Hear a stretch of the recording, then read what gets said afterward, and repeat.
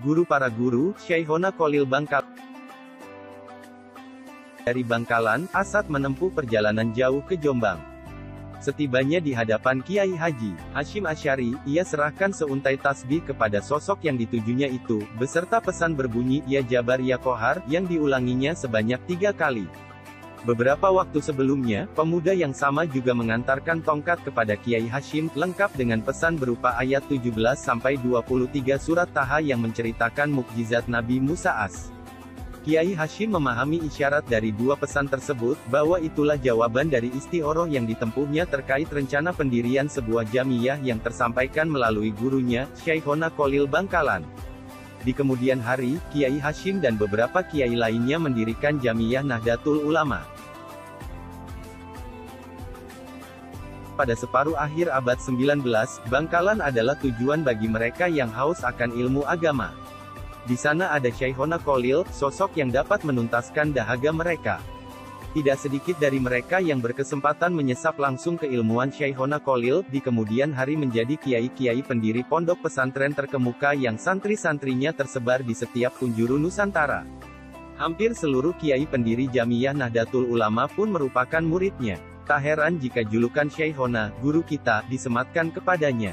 Syekhona Muhammad Kholil lahir di Kemayoran, Bangkalan, Madura, pada tahun 1820. Ayahnya, Kiai Haji Abdul Latif, adalah ulama yang memiliki jalur nasab hingga Sunan Gunung Jati. Setelah dididik dasar ilmu agama oleh orang tuanya, Syekhona belajar di pesantren Langitan, Tuban yang diasuh Kiai Muhammad Nur, pesantren Sidogiri, Pasuruan yang diasuh Kiai Nur Hasan, dan beberapa pesantren lainnya. Pada usia 24 tahun, Syekhona menikah dengan Nyai Asyik, putri Lodra Putih, pati pemerintahan pada masa itu. Setelahnya, ia menyeberang ke Tanah Suci dan belajar kepada para guru di sana, seperti Syekh Nawawi Al-Bantani, Syekh Utsman bin Hasan Ad-Dimyati, Sayyid Ahmad bin Zaini Dahlan, dan ulama terkemuka lainnya. Syekhona berangkat ke Tanah Suci dari tabungan yang disimpannya selama nyantri sekaligus bekerja sebagai buruh pemetik kelapa di Banyuwangi. Konon, sebagai laku tirakat selama menuntut ilmu di sana, makanan yang sering mengisi perutnya hanyalah kulit buah semangka. Pulang dari Tanah Suci, Syekhona telah menjadi sosok yang alim di beragam bidang ilmu agama. Ia pun seorang pengamal tarekat dan penghafal Al-Quran beserta qiraah sabahnya. Setelah kembali ke Bangkalan, Syekhona mendirikan pesantren di daerah Cengkubuan, Bangkalan.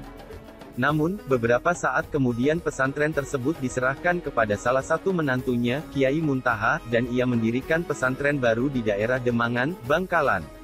Selain memberi pengajaran ilmu agama lewat kitab, Syekhona pun dikenal sebagai sosok guru yang sering memberikan perintah-perintah yang tak lazim kepada murid-muridnya.